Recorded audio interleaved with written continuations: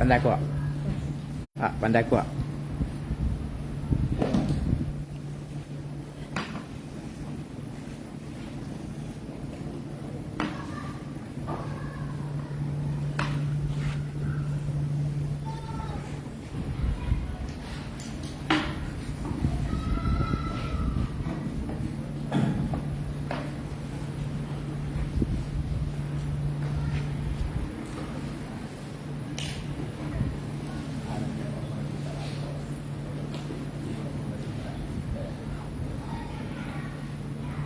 Assalamualaikum.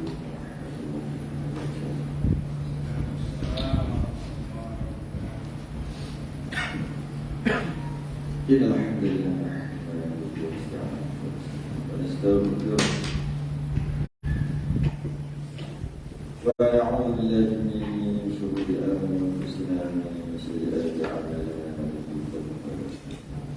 wa man yudlil fala hadiya lahu لا شريك له أشهد أن سيدنا محمدا عبده ورسوله اللهم صل وسلم وبارك على سيدنا محمد الفاتح لما أغلق والخاتم لما سبق ناصر الحق بالحق والهدي إلى صراطك المستقيم صلى الله عليه وعلى آله حق قدره ومقداره العظيم اللهم صل وسلم وأكرم بلسان شرف استعمل به جلسه بحول قوتك فإنه لا حول ولا قوة إلا بك سبحانك لا علم لنا إلا ما علمتنا إنك أنت العليم الحكيم ولا قوة إلا بالله العلي العظيم أما بعد الحمد لله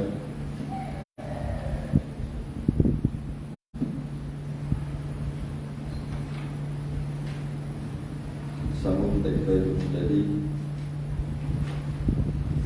bicarakan di awal lagi awal kitab tentang ketuhanan berakidah muka surat 13 Rumi 17 Rumi 9 Jawi.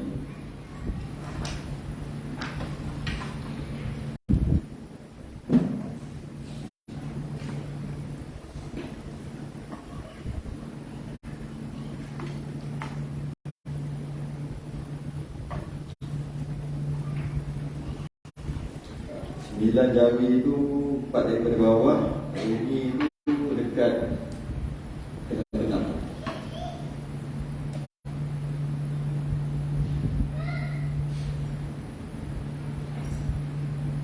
Main kat sini.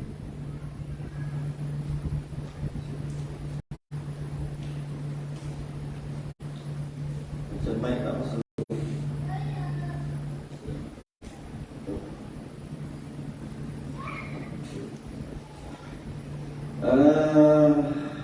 4 daripada bawah muka surat 9 13 Rumi. Qala ma'alif rahimahullah ta'ala wa nafa'ala bi'a'udhu bika wa ta'ala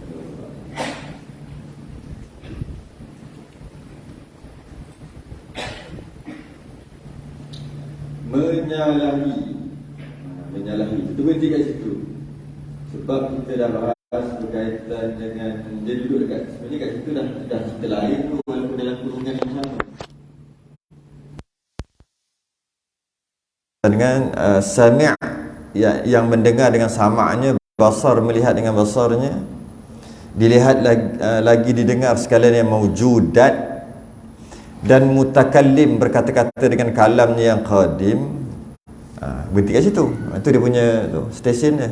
Tapi dalam Rumi tu dia buat kerurungan seolah-olah berbeza. Sebenarnya seolah-olah sama sedangkan ianya berbeza. Cerita lain-lain. Menyalahi oleh Allah bagi segala hawadith. Menyalahi oleh Allah bagi segala hawadith. Kalau bahasa Arab yang kita biasa dengar, mukhalafatuhu ta'ala lil hawadith. Mukhalafah tu betul lah menyalahi, mukhalafah menyalahi. Tu yang kita nampak macam duduk dalam kurungan kan. Sebenarnya cerita lain-lain. Rumi tahulah. Kalau yang Jawi pun sama juga. Sebenarnya cerita tu lain-lain. Qadim, kalam yang qadim tu cerita lain. Menyalahi bagi segala hawadith tu cerita lain. Jadi maksud yang kita faham menyalahi tadi tu, maksudnya mukhalafah tak sama. Menyalahi dah tu. Kita biasa bahasa cakap mukhalafatuhu lil hawadith. Tapi dalam bahasa Melayu jadi bunyi pelik sikit. Menyalahi oleh Allah bagi segala hawadith. Menyalahi tak sama oleh Allah. Allah tu tak sama bagi segala Allah tak sama berbanding dengan semua hawadith baru. Itulah bahasa sekarang, hawadith tu barulah. Yang baru. Tak sama dari segi apa? Dari segi zat, dari segi diri Allah, daripada sifat, dari segi sifat Allah, dan dari segi af'al perbuatan Allah. Tiada ada baginya lawannya dan tiada bandingnya. Tak ada yang sama macam Allah. Mari kita tengok satu-satu. Tak sama yang pertama dari segi zat. Kita ada zat. Kita lah ni, zat lah panggil. Diri lah, diri kan. Ataupun zat. Kita ada zat ataupun diri makhluk. Kita ni, kalau manusia, dia ada rupa, dia ada bentuk. Maka Allah tak sama gitu. Dengan maksud Allah ada, tapi bukan berupa macam kita. Bentuk tak ada. Tak ada. Kita pula, kita ada. Zat kita ada, diri kita ada. Ada besar, ada kecil, ada tinggi, ada rendah, lelaki, perempuan. Itu jenis kita. Allah bersalahan. Maksud tak sama. Maknanya sebaliknya, iaitu tak timbullah persoalan Allah tu besar ke kecil. Tak timbullah persoalan itu. Sebab apa? Sebab Allah tak sama. Kalau kita kata Allah besar, maknanya sama lah. Sebab ada besar kecil. Jadi tak timbul soalan Allah tu besar ke kecil, tinggi ke rendah, lelaki ke perempuan. Tak timbul soalan tu. Sebab lelaki perempuan tu makhluk. Bila Allah tak sama dengan makhluk, tak adalah lelaki perempuan tu. Tak timbul soalan tu. Dan kita pula jenis berbentuk apa? Istilah dia panggil berjirim, berjisim, berbentuk, ada berat apa sebenarnya. Allah menyalahi, tak sama begitu. Maknanya tak ada timbul lah Allah tu berat mana berapa kilo. Tak ada lah. Gitu lah. Itu je nak faham. Bukan susah pun. Itu dari segi diri. Dari segi sifat pula berbeza juga dengan hawadith. Hawadith ni baru. Baru ni apa? Kita lah. Makhluk lah. Apa beza sifat Allah dengan sifat kita? Bezanya, sifat kita ada perantara. Sedangkan Allah tidak ada perantara. Sifat makhluk pasti perantara. Macam mana? Allah itu wujud, Allah itu ada. Ada. Ada? Ada. Kita pun ada. Tapi ada kita tu, dengan perantara. Perantara macam mana? Perantara kita adalah mak bapak. Kalau daripada asal, perantara kita adalah tanah. Kalau daripada asal lah. Kalau yang dekat ni mak bapak. Maknanya nak ada kita tu, ada tanah. Tanah jadi kita. Kalau nak ambil tanah lah. Kalau nak ambil dekat dengan kita, kena ada mak bapak bawa ada kita. Jadi ada perantara. Wujudnya kita ni ada perantara. Begitu juga yang lain. Binatang pun sama. Ada perantara. Wujudnya dia tu mesti ada mak bapak dia. Ada perantara. Dia tak wujud sendiri. Ting, tak ada gitu. Mesti ada perantara. Yang lain pun sama. Wujudnya Allah tidak ada perantara. Maksudnya Allah wujud terus. Wujud sungguh. Wujud saja. Habis pokok ada wujud. Pokok wujud. Tapi ada perantaranya. Dia punya benih. Biji benih. Nak wujudnya dia. Jadi makhluk, wujudnya makhluk pasti dengan perantara. Wujudnya Allah sebaliknya, menyalahi. Iaitu tak ada perantara. Allah wujud. Ada. Ada yang sebenar-benar ada. Tanpa perantara. Sikitlah, tu beza sifat. Banyak lagi. Kita bahas ringkas dulu. Dari segi af'al pula, dari segi perbuatan Allah, beza juga. Itu kita dah bahas sebelum ni. Perbuatan Allah memberi bekas, perbuatan makhluk tak memberi bekas. Sekadar ikhtiar, usaha ikhtiar, yang mana usaha ikhtiar tu pun tidak memberi bekas. Dengan maksud, kalaulah kita ambil makhluk dengan maksud malaikat maut, Malaikat maut tidak memberi bekas. Dengan maksud Allah yang mematikan, bukan malaikat maut. Itu maksud beza perbuatan makhluk dengan perbuatan Allah. Perbuatan Allah jadi sungguh ada bekas, menjadikan ianya berubah. Itu bekas. Bekas tu masuk perubahan. Kuasa Allah, bila Allah buat, maka berlaku perubahan. Makhluk buat, tak berlaku perubahan. Cuma kadang-kadang kita nampak macam bila makhluk buat, kita buat macam berubah. Itu kita nampak, kita perasan je macam kita yang ubah. Hakikatnya tidak. Hakikatnya Allah yang mengubah. Dan kita dah bahas sebelum ni juga bab ni. Dan itu dari segi perbuatan. Jadi makhluk pula bila nak mengerjakan sesuatu mesti menggunakan peralatan dan bahan. Bila nak buat sesuatu, perbuatan kan, pada af'al, pada perbuatan. Nak buat apa-apa mesti pakai alat. Nak menampar orang mesti kena pakai alat. Korang pun tangan. Nak buat apa-apa mesti kena pakai alat. Allah tidak. Itu yang dipanggil innama amruhu idza arada. Bila Allah nak sesuatu, ayyaqula lahu kun fayakun. Bukan bermaksud Allah kata jadi maka jadilah. Bukan maksud itu. Iaitu bila Allah nak jadikan sesuatu, jadi. Tak perlu perantara. Kita kalau nak jadikan sesuatu, nak buat rumah, kena ada perantara. Kena cari batu bata, simen, baru boleh jadi rumah. Dia tak boleh, aku nak jadi rumah, ting, tak boleh. Kena melalui perantara. Allah kun fayakun. Maksudnya apa? Tak melalui perantara, terus jadi. Itu maksud kun fayakun. Bukan maksud Allah sebut kun, lepas tu jadi. Kun, lepas tu jadi. Kun, jadi. Bukan. Maksud kun fayakun, Allah nak buat. Tanpa perlu apa-apa, mudah saja. Terus jadi. Kita tak boleh. Kita kena ada perantara. Itu dari segi tak sama yang disebut di sini.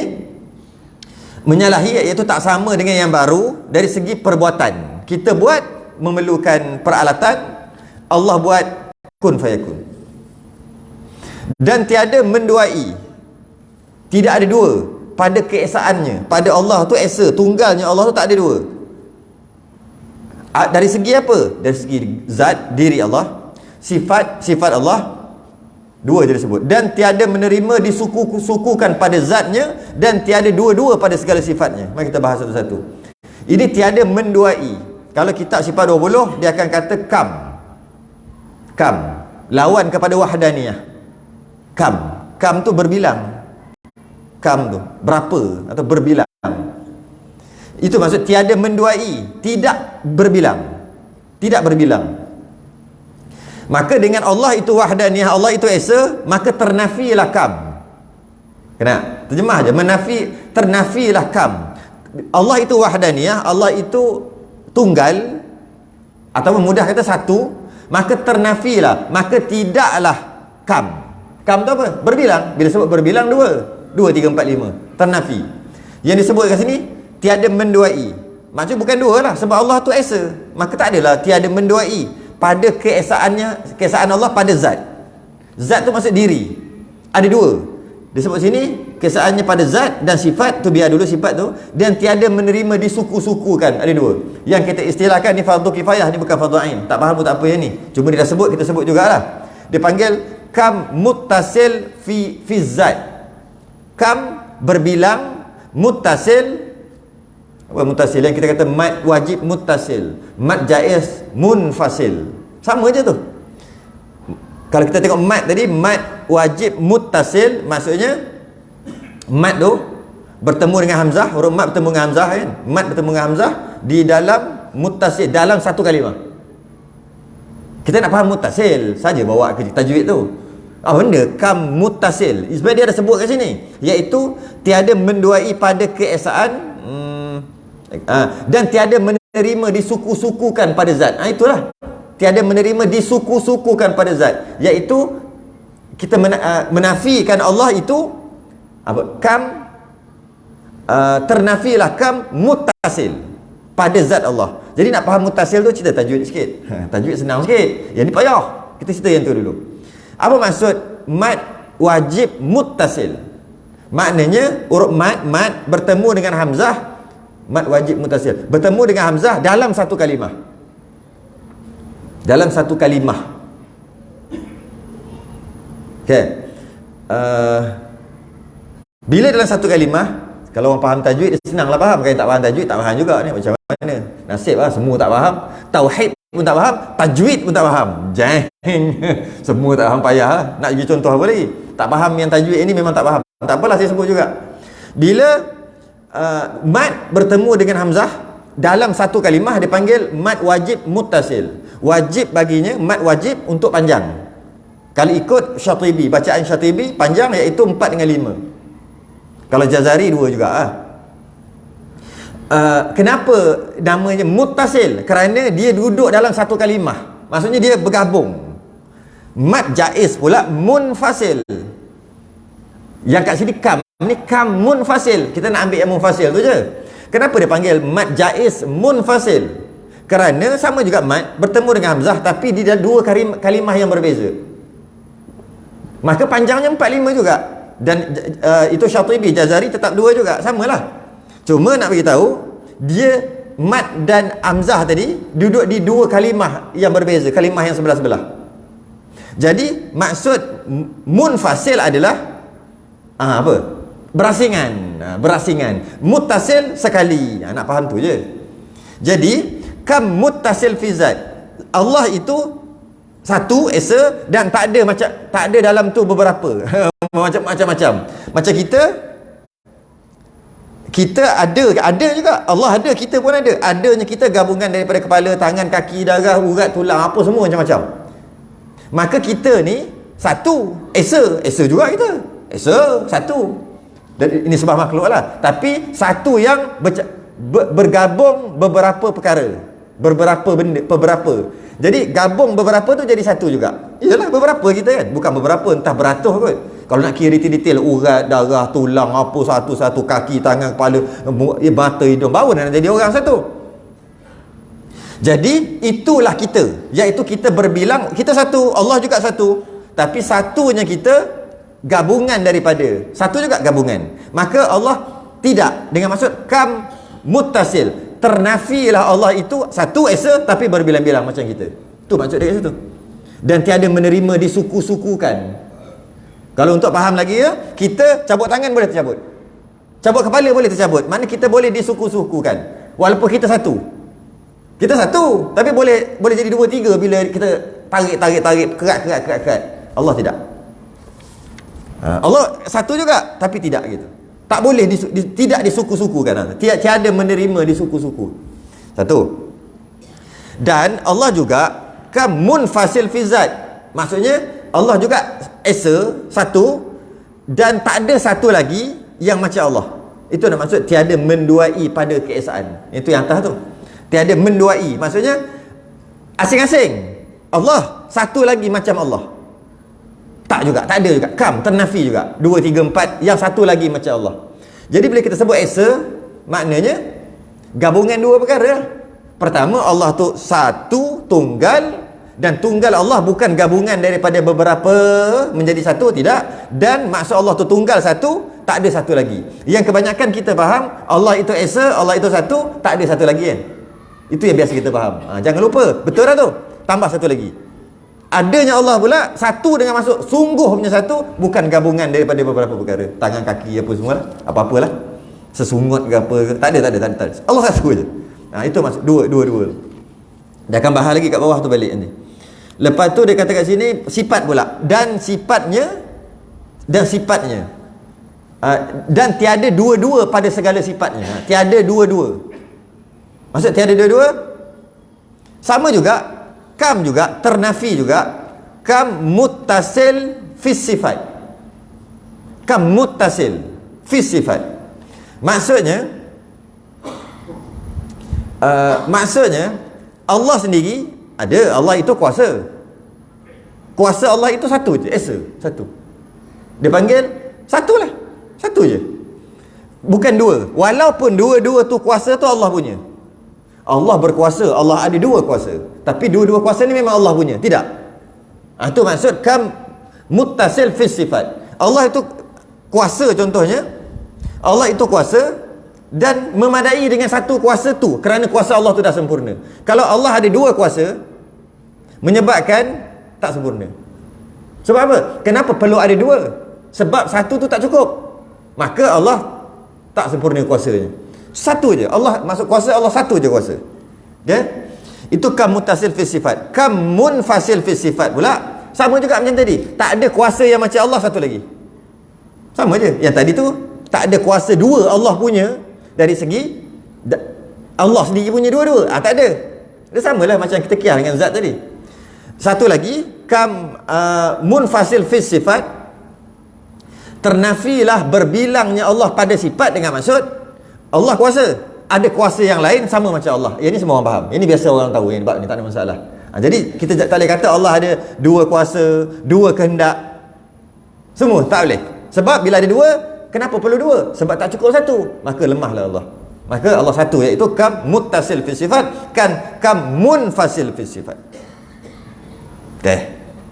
Itu fardu kifayah tu, bukan fardu ain. Dan bersifat dengan segala sifat kamalat, ni fardu ain balik. Dan tiada baginya dapat dihinggakan kesudahannya. Allah, kita belajar ada 13 sifat fardu ain. Pecahkan boleh jadi 20, pecahkan boleh jadi 40, campur rasul boleh jadi 50, pecahkan lagi boleh jadi 68. Tapi itu dari segi detail. Dari segi fardu ain, kita wajib beriman Allah mempunyai sifat-sifat kamalat. Kamalat ni sempurna. Sifat-sifat kesempurnaan. Janji yang sempurna semua milik Allah. Banyak mana? 13 ke? 13 tu yang kena tahu detail satu-satu. 20 ke? Yang itu kena detail satu-satu mengikut pendapat yang kedua. Habis 50, itu kena tahu detail satu-satu juga.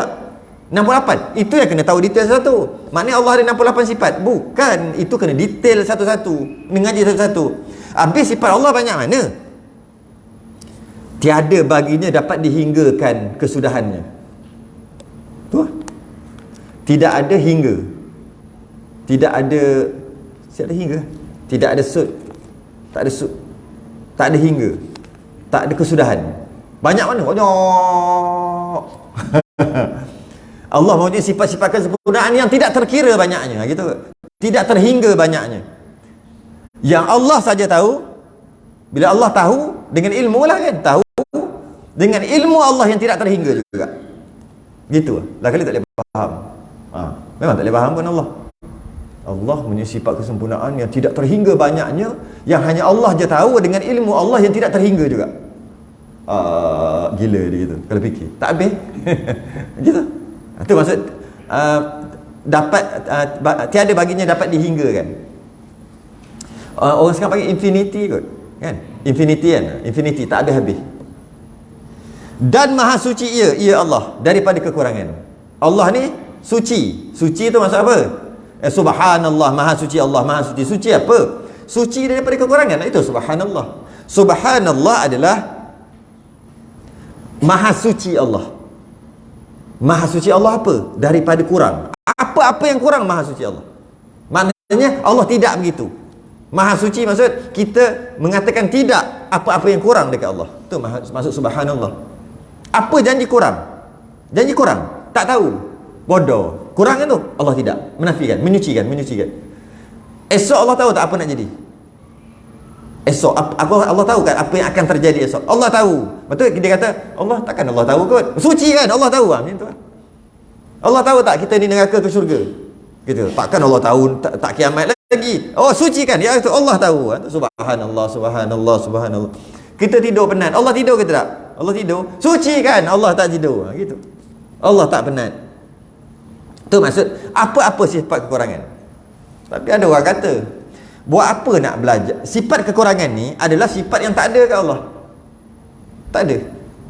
Dan ada orang yang lawyer buruk sikit, dia kata, buat apa kita nak belajar? Malah jadi wajib belajar tu. Belajar ni wajib, yang tak ada kat Allah wajib. Sebab tu kita boleh kata sifat 20, sifat yang wajib dan sifat yang mustahil, lawan dia. Sebab tu jadi 40 kan. Macam tu juga Rasul, 4 sifat yang wajib bagi Rasul kena lawan, kena wajib belajar. Lawan dia yang bertentangan.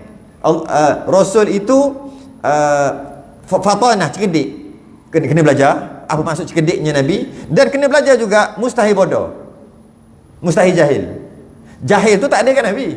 Macam tu juga Allah itu wujud, Allah itu ada. Buat tak apalah kita belajar yang tu, okeylah sebab Allah tu ada. Kenapa wajib juga belajar, mustahil tak ada? Mustahil tak ada. Allah itu ada. Bila ada, mestilah mustahil tak ada. Kenapa yang tak ada tu kena belajar juga? Allah itu kuat, kuasa. Mustahil lemah. Ajzu. Kenapa? Lemah tu kena belajar juga. Wajib. Soalannya, ada ke lemah ke Allah? Tak ada. Kalau tak ada, kenapa nak belajar? Ada orang lawyer buruk. Tak tahulah dia lawyer buruk ke apa. Dia kata gitu lah. Benda membazir masa. Belajar benda yang tak ada pada Allah. Buat apa? Kalau belajar Allah tu wujud, qidam, baqa', mukhalafah, okey lah. Sebab memang ada. Puas hatilah. Allah tu memang ada gitu kan. Qudrah, iradah, ilmu. Allah kan maha ilmu. Puas hati lah. Kalau belajar. Yang tak ada pun belajar juga. Buat apa? Buat apa? Yang tak ada pun nak belajar juga. Tujuannya adalah supaya kita dapat sifat-sifat yang mustahil bagi Allah. Perbahasan tentang sifat yang mustahil bagi Allah. Dia panggil istihalatul mustahil. Tapi itu pun fardu kifayah. Tak happening dengan kepala kita. Kerana untuk mengkejapkan lagi simpulan iman. Katalah Allah itu esa, tunggal. Wajib belajar ketunggalan Allah tadi tu. Dan wajib juga belajar mustahil 2, 3, 4. 2, 3, 4 tu Allah tak ada. Tapi kena belajar juga. Nak kejapkan lagi, nak bagi mantap sungguh, simpul sungguh. Allah itu kuasa. Belajar pula mustahil lemah. Belajar lagi mustahil lemah. Supaya dapat padu dan kejap faham Allah tu. Yang tak ada tu pun belajar juga. Kenapa buat gini? Kerana Quran sendiri ajar kita untuk fikir cara tu.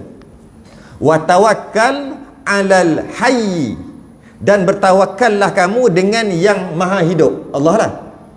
Allazi la yamut, yang hidup, yang tidak mati. Quran sendiri. Bertawakkallah kepada yang maha hidup, iaitu Allah. Yang mana Allah itu tidak mati. Kenapa perlu disebut balik dalam Quran? Hidup okey dah faham dah. Tidak mati tu buat apa? Bila dah hidup memang tak mati. Tak payah ya? Quran pun guna uslub cara yang itu. Maka para ulama tauhid dia mengambil cara itu untuk memaham Tuhan. Sebab Quran sendiri pakai cara itu. Bertawakkallah kamu kepada yang maha hidup, yang mana tidak mati. Tidak mati tu, tidak mati. Sepatutnya tak boleh bincang dah. Dah hidup memang tak mati ya. Tapi kenapa bincang juga? Kerana Quran sendiri guna uslub cara yang sama untuk mengkejapkan lagi. Didatangkan perkara yang mustahil. Lagi amat kaya. Kaya daripada tiap-tiap yang lain. Apa maksud kaya?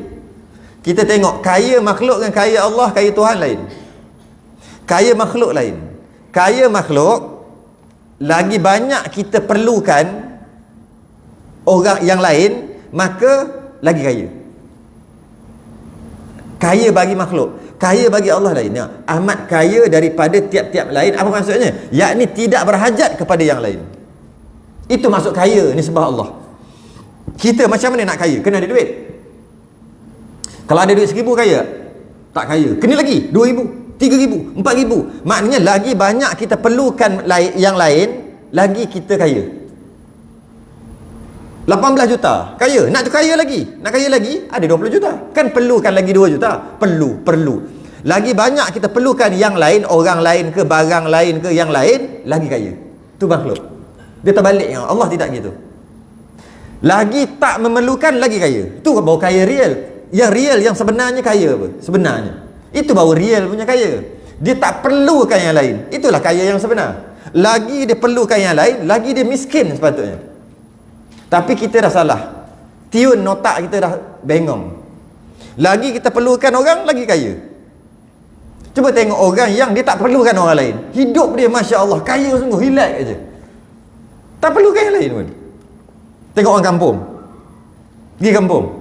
Dia tanam cili, dia tanam sayur, dia bela ayam itik, dia tanam padi. Relax je. Dia makan, ambil. Nak makan cili, kejap. Pergi belakang rumah, petik. Dia tak memerlukan ramai sangat orang. Sikit je dia perlukan. Sikit-sikit je benda-benda yang tertentu. Kicap buat sendiri, sos buat sendiri. Macam-macam brand ada kat kampung. Kita tengok Allah ni brand apa ni? Semua dia buat sendiri, semua dia ambil sendiri. Sangat sedikit macam ubat gigi, payah nak buat sendiri kan. Ada yang tu shampoo pun dia ambil pokok apa benda tah yang berpintal-pintal gitu. Apa nama tu? Dia letak-letak jadi shampoo. Apa lupa nama apa benda tu? Ha? Peluru. Beluru kan? Beluru. Ada orang kata. Dia ambil relax-relax aja. Kita nak shampoo, perlukan yang lain iaitu perlu duit. Dah ada duit, perlu cari kedai. Lepas tu perlu beli. Nak beli kena ada shampoo. Nak ada shampoo perlu ada kilang. Allah lagi banyak. Padahal kita kata aku kaya sebab tu aku beli. Engkau miskin, engkau main petik-petik itu je. Main patah-patah pokok kayu yang kau letak kat kepala. Engkau miskin. Tak, itulah kaya sebenar. Tu kita punya tune kaya tu. Tak, kena tahu lah. Kena apa kita. Sebab kita hidup dalam dunia yang penuh dengan penipuan. Nipu aje. Lagi banyak perlukan orang, itulah yang kaya. Sedangkan dia tengok kad kredit. Tengok kad kredit tu. Yang pakai kad kredit, tune otak kita kaya kan. Padahal tu yang sesak, nak beli pun minjam. Yang kaya ni nak beli pakai. Relax betul, bayar duit ini, bayar terus. Itulah kaya. Tapi kita punya tune kepala, pakai kredit card. Kaya apa? Aku buah minyak RM50 cash, kau hutang. Kau lah miskin. Tapi kita nyetiun otak kita macam tu lah. Kaya yang sebenar tu, yakni tidak berhajat kepada yang lain. Lagi kurang dia berhajat, dia memerlukan yang lain. Makhluk mesti memerlukan juga yang lain. Lagi kurang dia memerlukan yang lain, lagi kaya. Lagi banyak dia memerlukan yang lain, lagi miskin. Kalau duit harta dia banyak, perlu tak jaga? Perlu tak buat pagar, ada current lagi, ada buat itu CCTV, bunyi gitu, bunyi ni macam-macam. Cuba tengok orang yang kita kata miskin, pagar pun tak ada. Dia punya rumah dia kunci pun tak, tutup aja. Tak hangga, tak kunci pun. Itulah kaya sebenar. Tak perlu yang lain. Kau nak masuk, kau nak ambil apa dalam ni? Tak ada apa. Nak ambil apa? Itulah kaya yang sebenar.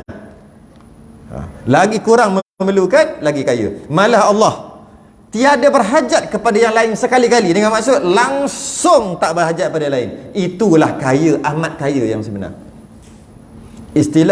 Istilahnya dia panggil istighna, daripada perkataan ghani, iaitu kaya. Tu Abdul Ghani, yang hamba kepada yang maha kaya. Abdul Ghani tu. Jadi ghani mustaghniyan an kulli ma siwahu. Istilah kita panggil istighna, dengan maksud terkaya daripada yang lain. Maksud terkaya apa? Tidak memerlukan langsung yang lain. Langsung tak memerlukan yang lain. Itulah real punya kaya. Tiada berhajat kepada yang lain kerana wajib ia bersifat dengan sifat kemuliaan. Kalau dia berhajat dengan yang lain, jatuhlah mulia tu. Nak perlukan lain, mana jatuhlah kemuliaan itu. Kita terbalik lah itu kita. Lagi kita berhajat, lagi mulia. Dia tu ada 3 bodyguard. Mulia? Nampak lagi mulia. Padahal kita tak ada bodyguard pun kita. Relax aja. Kita lagi mulia. Tak perlu kawan lain untuk jaga. Mana lah 3 orang. Jadi, tapi itulah kita punya tune kepala otak kita dah. Biol. Yang okey kita tak okey, yang tak okey kita kata okey, gitu lah. Aduh. Ya Allah bersifat dengan sifat kemuliaan. Maha suci ia daripada segala kekurangan. Maknanya memerlukan yang lain itu adalah kurang. Tapi kita memerlukan yang lain itu adalah lebih. Yang tak memerlukan yang lain yang kurang pula kita ni. Dan ia Allah yang dikehendak oleh tiap-tiap barang yang lain kepadanya. Segala maujudat, segala yang ada. Malah bukan saja Allah ini, Tuhan ini tidak memerlukan yang lain. Bukan itu sahaja. Yang lain tadi selain daripada Allah, semua memerlukan Allah. Yang istilah kita panggil iftiqar. Perkataan asal dia faqir. Fakir itu kan miskin. Fakir lah, fakir. Tak fakir. Wa muftaqiran ilaihi kullu ma adahu, iaitu setiap yang lain berhajat kepada dia. Jadi complete set lah. ta'rif Tuhan. Tuhan adalah, kalau orang tanya, Tuhan tu apa? Apakah ta'rif, definisi Tuhan? Tak mengaji ni payah nak jawab. Tuhan tu Allah, Allah tu Tuhan, Tuhan tu Allah, Allah Tuhan, kuat lah, berkuasa. Cakap gitu, cakap atas angin. Allah lah yang maha berkuasa, Allah tu itulah Tuhan, Tuhan tu lah Allah. Yang maha, yang buat semua. Apa benda? Ta'rif, definisi. Tuhan adalah dia tak memerlukan langsung yang lain. Yang lain semua perlukan dia, bergantung dekat dia. Itulah definisi Tuhan. Jadi bila kita faham definisi ni, kita tak akan kena tipu dengan Tuhan palsu. Itulah Tuhan. Tu Tuhan, ambil macam patung kan, ambil tolak. Tuhan apa, aku tolak pun tumbang. Senang aja. Dia pun memerlukan aku. Dia, angin kuat, dia ada patung, angin kuat. Tuhan ni Tuhan patung, angin kuat. Bila angin kuat, dia nak tumbang. Kita terpaksa selamatkan dia daripada pecah. Kalau kita biar dia pecah, Tuhan apa perlukan kita? Kita dah faham definisi. Jadi orang yang mengaku, orang yang mendakwa Tuhan-Tuhan yang lain, dia tak faham definisi Tuhan. Ta'rif. Kalau dia faham ta'rif Tuhan, mesti dia tergelak, mesti dia kata bodohnya aku. Dia tak faham definisi Tuhan tu apa. Tuhan adalah dia tidak memerlukan langsung yang lain. Yang lain tak ada pun dia begitu juga. Dan yang lain semua perlukan kat dia. Dan segala maujudat, segala yang ada, maujud tu yang ada lah. Dan tiap-tiap barang, barang tu perkara lah bahasa sekarang ni. Tiap-tiap barang yang terlintas pada hati. Masuk pada hati tu pada fikiran lah kita kata, yang terfikir.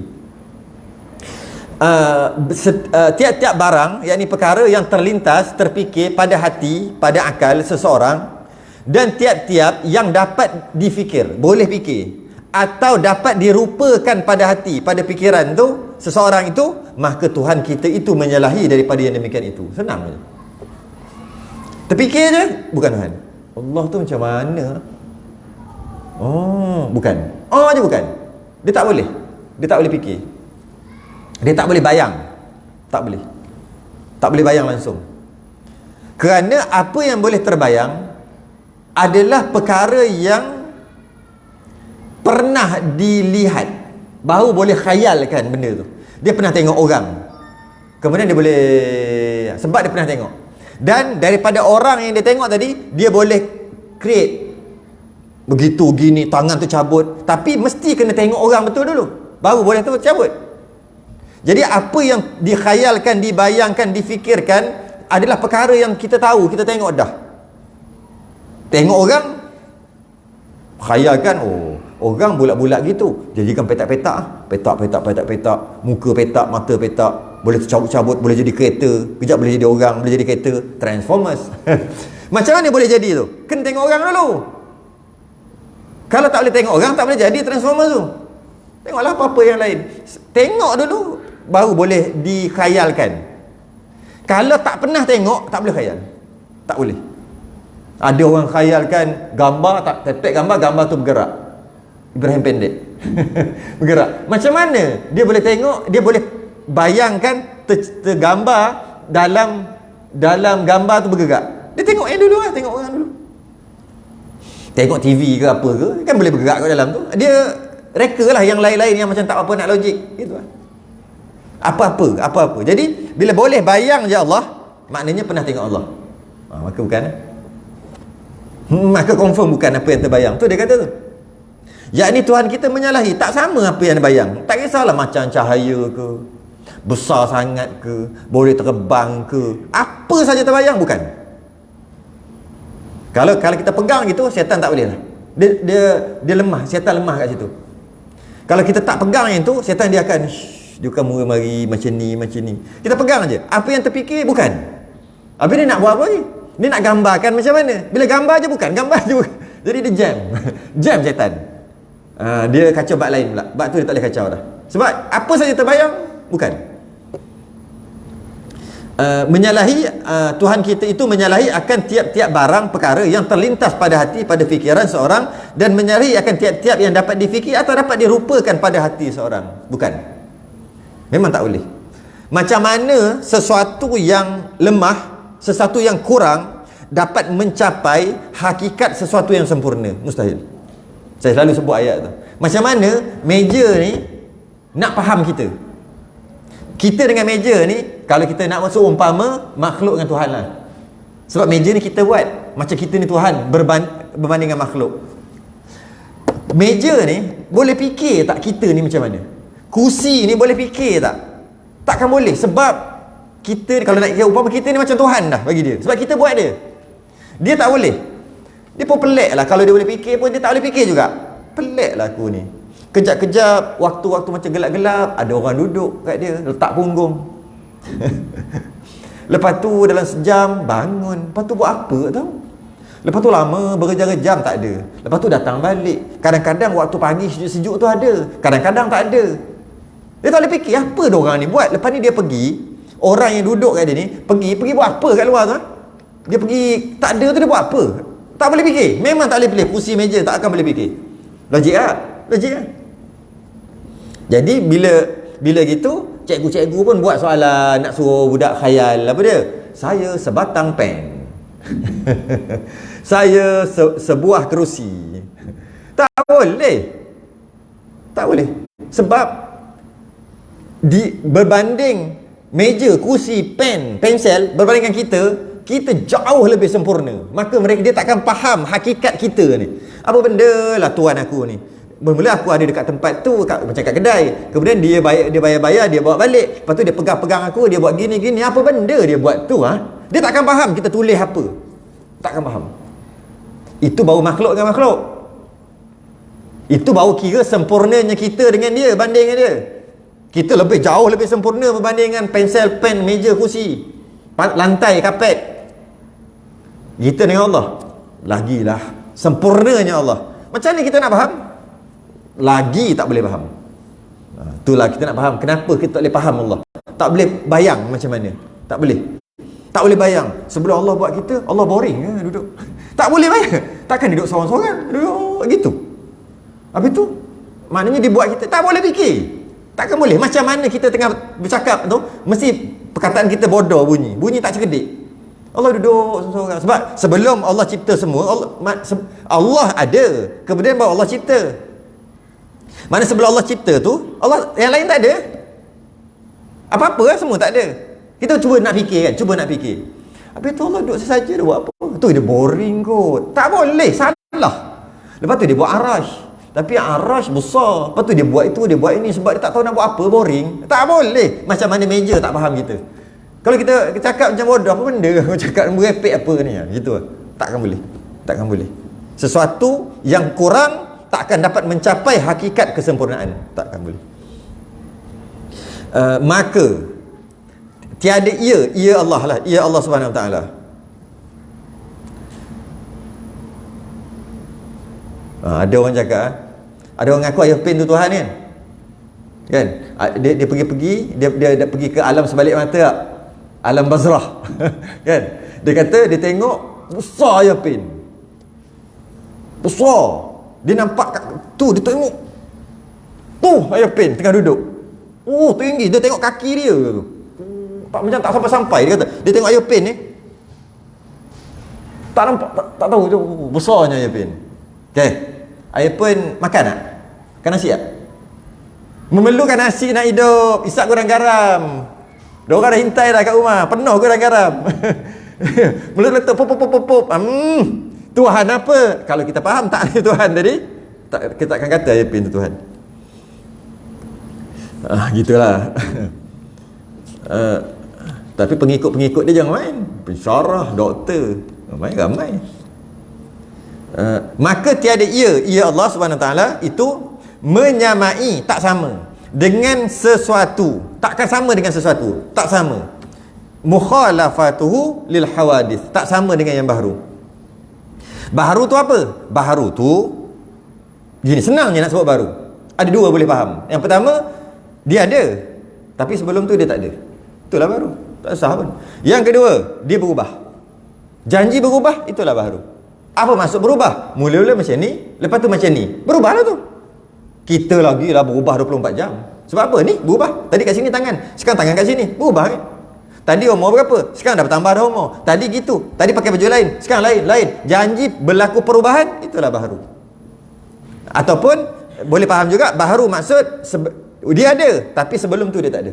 Tak kisahlah berapa lama sebelum tu, sejuta tahun ke 7 tahun ke. Nah, yang penting sebelum dia ada tu dia tak ada. Tu baharu. Jadi Allah itu tidak tak sama. Tiada ia Allah Subhanahu Wa Taala itu menyamai dengan sesuatu dan tiada diumpamakan dengan sesuatu. Sesuatu tu maksud yang baru. Tak boleh nak umpamakan dengan sesuatu. Dari segi apa tak boleh nak umpamakan? Tak boleh nak contoh. Allah ni macam ni, tak boleh dimacamkan. Allah ni tidak boleh dimacamkan, tidak boleh dilagukan. Kan kalau orang kata lagu mana kan? Lagu kan. Betul, bukan lagu penyanyi tu. Tidak boleh dilagukan dan tidak boleh dimacam. Allah ni lagu mana? Tak boleh lagu, tak ada lagu. Allah ni macam mana? Tidak boleh dimacamkan, tak ada macam. Habis tu tak ada habis. Pah tu tak ada pah.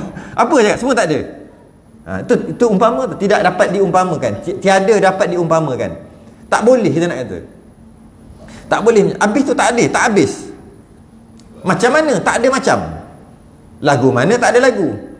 Habis tu tak ada habis. Ada pusing gitu. Tak ada. Tak boleh diumpamakan dengan sesuatu. Dari segi apa? Pada diri Allah, zatnya. Tak boleh. Allah tu macam-macam. Tak boleh. Allah ni lagu ni. Tak boleh. Segala sifatnya. Allah ni begini, warna ke apa. Tak boleh. Af'alnya. Allah, perbuatan Allah tak sama. Memang pastilah perbuatan Allah tak sama dengan makhluk. Kerana perbuatan Allah memberi bekas. Perbuatan makhluk tak beri bekas. Kerana wajib menyalahi. Mestilah. Wajib ni wajib akal lah. Ni bukan wajib syarak. Wajib akal adalah tak masuk akal. Maka tak masuk akal kalau tidak begitu. Dia panggil wajib akal. Mesti begitu. Wajib syarak tak buat, tak percaya, berdosa. Yang ni wajib apa ni? Wajib akal.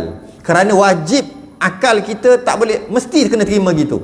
Wajib menyalahi Allah. Allah tak sama Subhanahu Wa Taala dengan segala mungkinat. Dengan segala mungkinat tu samalah makhluk lah juga.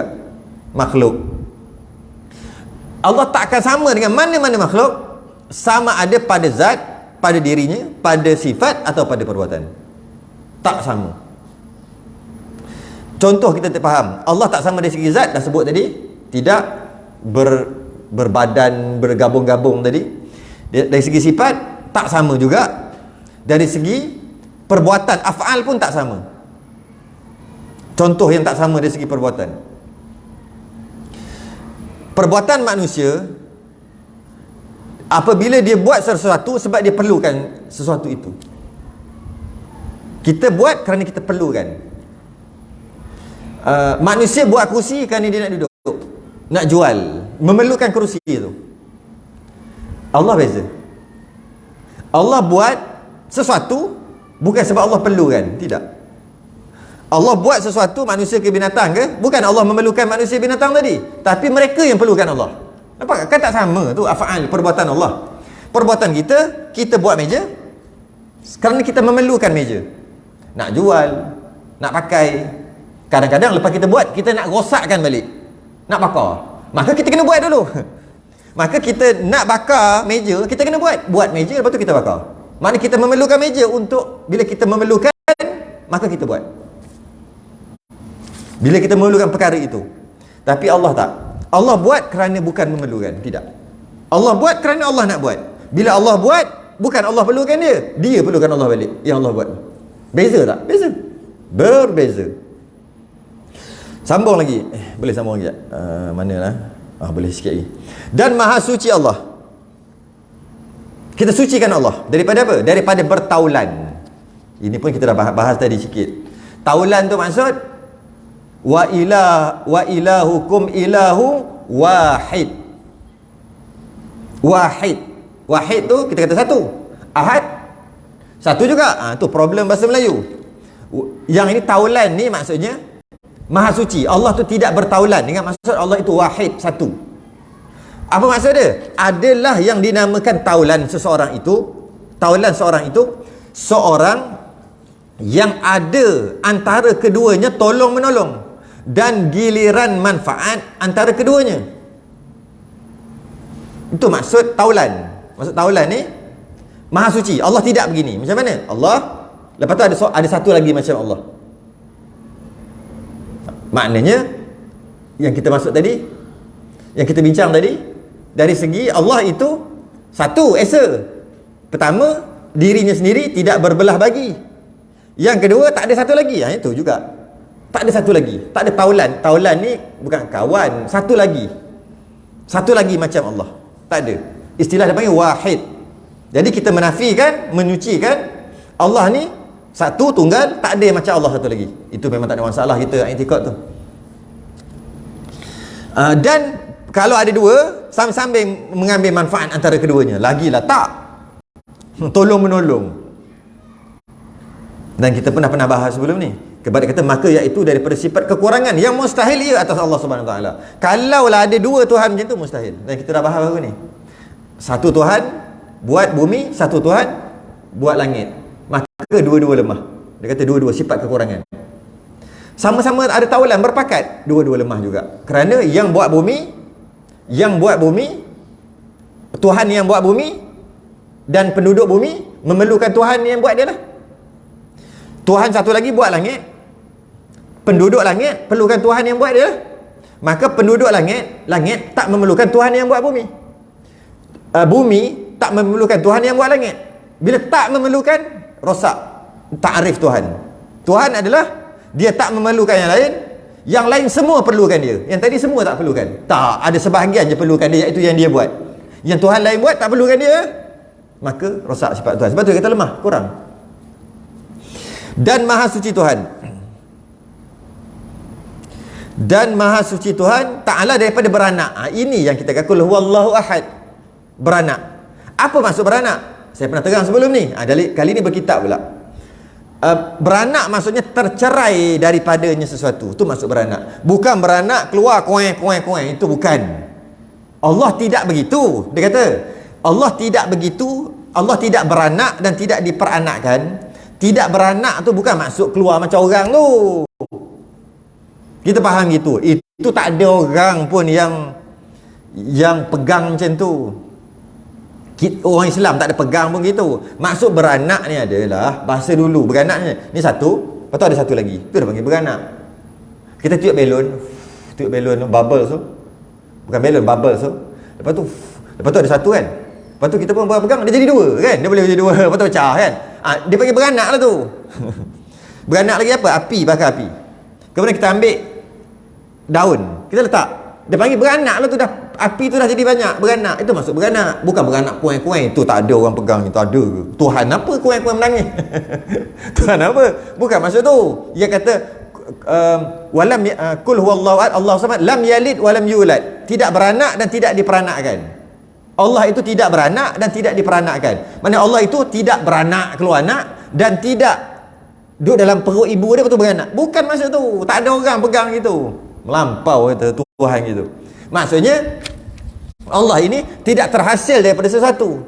Yang bawah tu yang terhasil tu. Bukan. Dan Allah juga tu tidak diperanakkan. Beranak Allah juga daripada Allah tak keluar jadi yang lain. Tidak juga. Itu maksud dia. Sebab kalau Allah boleh jadi yang lain, maka kan tadi kata Allah itu esa. Esa tidak boleh belah-belah. Itu dah boleh belah. Itu maksud Allah lam yalid wa lam yulad. Ini tidak beranak, tidak diperanakkan. Yang kita faham beranak puing begitu. Tidak diperanakkan bukan anak kecil makin besar. Ada faham gitu. Bukan maksud gitu. Tak ada orang faham gitu Tu maksudnya Allah tidak menghasilkan. Allah tu jadi 2-3 hasil macam. Kita daripada Allah sebenarnya. Allah lepas tu buat potong sikit, itulah kita. Tidak begitu. Tu maksud dia. Jadi gabungan di antara wahid dan ahad. Ahad ni satu macam mana? Tidak bercantum daripada satu banyak beberapa perkara jadi satu, tidak ahad. Dan wahid tidak ada satu lagi. Gabungan ahad dengan wahid adalah wahdaniyah. Okey.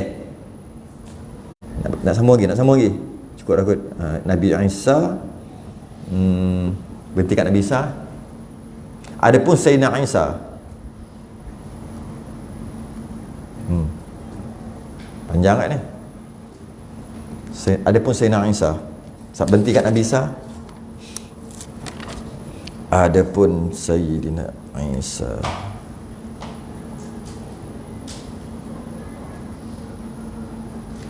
adapun Sayyidina Isa. Okey. Oh, muka surat 14 nanti. Okey tu. Langkah juga tunggu surat.